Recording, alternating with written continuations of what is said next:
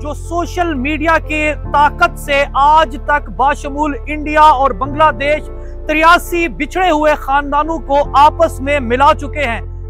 देखिए, हर केस दिल दहलाने वाला है। हर बेटी जब माँ से मिलती है, हर देखने वाली आंख रोती है, बहन भाई बेचैन होते हैं, मिलने के लिए बेताब होते हैं। लेकिन 83 केसों में तकरीबन 3 से 4 इस तरह के केसेस थे जिनकी शादियां हो चुकी थी। किसी को नशा देकर लाया गया था, यहाँ बेचा गया था। किसी को जॉब दिलवाने का कहकर ट्रेन में डाल के लाते थे। एक हैदराबाद की खातून थी, उनको 12 साल की उम्र में लाया गया था। अभी तकरीबन उनकी उम्र 70 के करीब है, काफ़ी ज़ईफ़ है, बीमार है। कुछ ख़वातीन उनमें से अक्सर ऐसी थी जो अभी भी बिल्कुल कसम-फुर्सी की ज़िंदगी गुजार रही है, और कुछ ऐसी थी जो उनके औलाद ने उनको बहुत खुश रखा है। लेकिन वो जो अपनों की जुदाई है, वो गम उनके साथ मरते दम तक है। सब्सक्राइब करें और बेल दबाएं ताकि कोई खबर रह न जाए। अस्सलाम वालेकुम, आप देख रहे हैं बोल न्यूज और मैं हूं सैयद अली रजा। आज मैं आपकी मुलाकात कराची से ताल्लुक रखने वाले वलीउल्लाह मारूफ से करवाऊंगा, जो सोशल मीडिया के ताकत से आज तक बाशमूल इंडिया और बांग्लादेश 83 बिछड़े हुए खानदानों को आपस में मिला चुके हैं।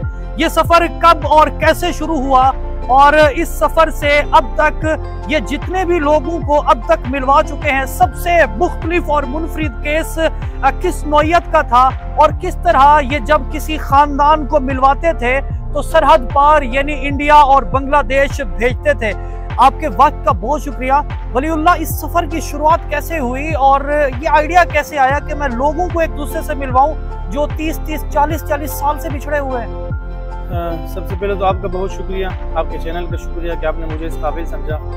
इस सफ़र का आगाज़ 2018 में हुआ था, और ये आइडिया मुझे मेरी वालिदा से मिला। हमारी एक पड़ोसन थी बांग्लादेश से, वो 37 साल पहले उनको इंसानी स्मगलिंग के तहत पाकिस्तान लाया गया था। तो वालिदा के कहने पर मैंने सोशल मीडिया पे वो पोस्ट डाली थी उनकी मुकम्मल तफसीलात लेकर, और कुछ दिनों के अंदर अंदर उनके घर वाले मिल गए थे, उनकी वालिदा मिल गई थी, और माँ बेटी ने 37 सालों बाद उनका रब्ता हुआ था।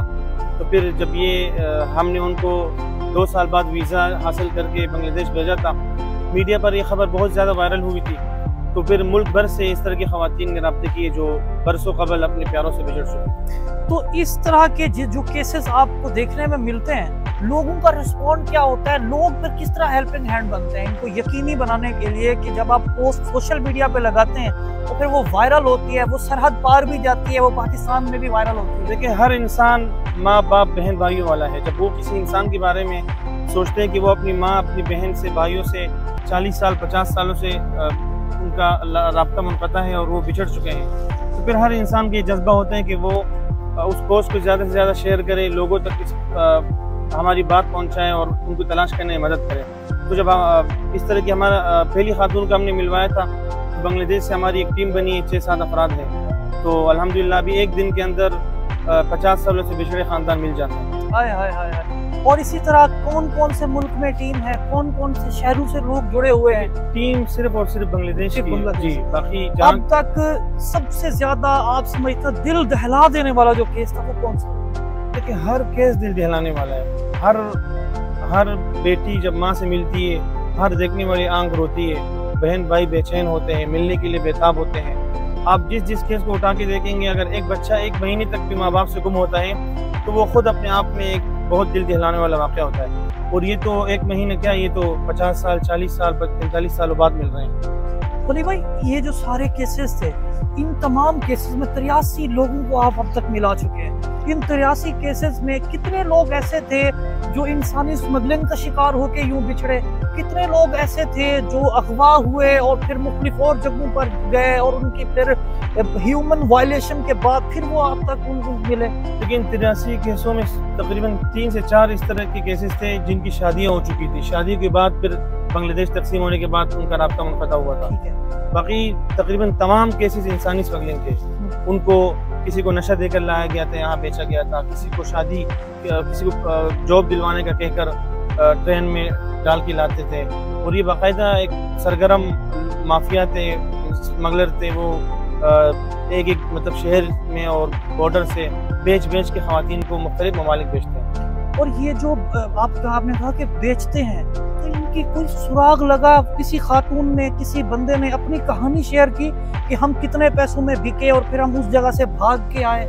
जी बिल्कुल, एक हैदराबाद की खातून थी, उनको 12 साल की उम्र में लाया गया था। अभी तकरीबन उनकी उम्र 70 के करीब है, काफ़ी ज़ईफ़ है, बीमार है।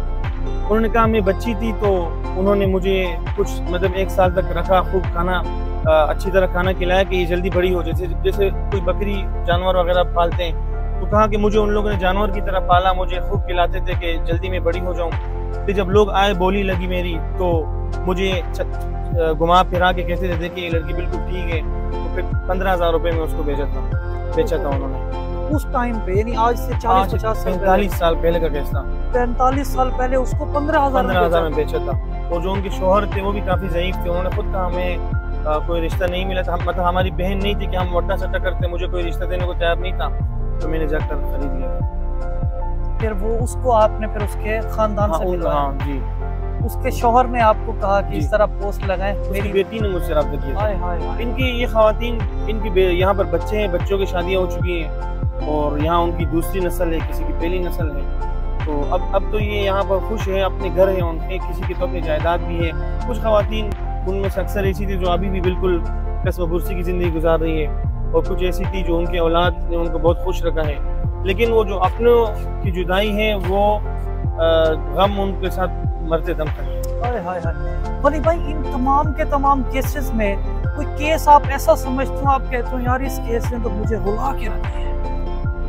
हाँ, एक केस हमारा लड़काना का था, खातून थी, उसको हमने तकरीबन 50 साल बाद मिलवाया था। तो वहाँ उनकी माँ जिंदा थी और 4 भाई भी थी। तो माँ ने अपने जो 1 लाख रुपए इलाज के लिए रखे थे, वो 1 लाख रुपए अपनी बेटी के लिए भेजे कि बेटी तुम आ जाओ। बेटी ने यहाँ वीज़े के लिए अप्लाई किया और बेचारी इंतजार में बैठी रही वीज़े के लिए। 8 महीने। शहर से ताल्लुक था? लड़काने से, अंदरूनी सिंध से। तो माँ वहाँ इंतजार में थी कि मेरी बेटी आएगी, उनकी तबीयत खराब थी। मुल्क में? बांग्लादेश में। अच्छा, बांग्लादेश की वीज़े के लिए अप्लाई किया था, तकरीबन 7-8 माह गुजर गए, वीज़े का कोई जवाब नहीं आया हमको। वो काफ़ी मुश्किल प्रोसेस है। तो बेचारी माँ वहाँ फोत हो गई, बेटी की आरज़ू लेकर, मुलाकात की आरज़ू लेकर। तो फिर वीडियो कॉल पे बेटी ने अपनी माँ की आखिरी दीदार की, तो बस नहीं मिल सके वो। इस पर मुझे बहुत ज़्यादा दुख। मारूफ भाई, जाते जाते आप कोई पैगाम देना चाहेंगे, देखने वालों को बताना चाहेंगे कि सोशल मीडिया की कितनी ताकत है और आप इस ताकत का इस्तेमाल करते हुए किस तरह 50-50 साल से बिछड़े हुए लोगों को आपस में मिला देते हैं? हर इंसान जिसके पास मोबाइल है, यूँ समझे कि वो एक चैनल का मालिक है, वो एक ताकतवर इंसान है। वो उस मोबाइल का, सोशल मीडिया का इस्तेमाल अगर मुस्बत करे तो वो ज़मीन से आसमान तक पहुंच सकता है, अगर मनफी इस्तेमाल करे तो वो आसमान से ज़मीन पर गिर सकता है। अगर इंसान इस ताकत को समझे, सबसे पहले ये कि इंसान समझे कि सोशल मीडिया क्या है और ये मोबाइल कैमरा क्या है, इसको अगर समझे तो बहुत बड़ा कारनामा। भाई, इस सारे के सारे जद्दोजहद वाले इस सिनेरियो के अंदर आपका अपना कितना वक्त सर्फ होता है और कितना पैसा खर्च होता है इन लोगों को मिलाने में, एक पूरी कैंपेन चलाने में? देखिए, मेरा पैसा कुछ खर्च नहीं होता। मैं अपना 100 रुपये 200 रुपये वाला पैकेज लगाता हूँ, ठीक है। हाँ, अगर कोई खातून जाने लगती है, 3-4 खातून गई हैं, तो अगर वो टिकट अफोर्ड नहीं कर सकते हैं, उनके पास कुछ नहीं होता, फिर हमारे कुछ दोस्त हैं, वो कहते हैं कि वो अभी हमारी जो खातून हमने पहली बार बांग्लादेश भेजा था, उनको लोगों ने टिकट भी दिलवाई, उनको पैसे, कपड़े, जूते, मोबाइल सब, अल्लाह वाले सभी जमा हो जाते हैं, सारे वलीउल्लाह बन जाते हैं। क्या कहने। तो वली भाई, ये जो मतलब एक साइड हो गई ना, एक रुख हो गया। अल्लाह ने बदले में कितना नवाजा, और अल्लाह की जो नवाज़त आपके ऊपर होती हैं उसको कैसा देखते हो? सर, मैं इंसान की खिदमत, जो इंसानियत की खिदमत जो भी करता है, तो अल्लाह ताला उसके लिए हर जगह में आसानियाँ पैदा करता है। मैंने अल्लाह की मदद का मैं चशमदीद गवाह हूँ, बस मैं इतना बोल सकता हूँ। बहुत सारे जगहों में अल्लाह ने मदद की है, अल्लाह ने साथ दिया है, तो मैं ये समझता हूँ कि इन खवातीन की दुआएं मेरे साथ। बिल्कुल जी, आप अल्लाह की तरफ चल कर जाएं तो अल्लाह आपकी तरफ दौड़ कर आता है। आज मैं आपकी मुलाकात वलीउल्लाह मारूफ से करवा रहा था, जो सिर्फ रज़ाए खुदाबंदी के लिए अपने वक्त को सर्फ किए हुए है और सोशल मीडिया के ताकत से, सोशल मीडिया के इस्तेमाल से 50-50 साल से बिछड़े हुए खानदानों को एक दूसरे के साथ मिला रहे हैं। आपके आसपास कोई इंस्पिरेशनल मोटिवेशनल स्टोरी मौजूद है या आपके अंदर कोई टैलेंट मौजूद है तो हमारे फेसबुक पेज बोल न्यूज पर हमसे राब्ता करें। मुझे दीजिए इजाजत और देखते रहिए पाकिस्तान का नंबर 1 न्यूज चैनल बोल न्यूज। सब्सक्राइब करें और बेल दबाएं ताकि कोई खबर रह न जाए।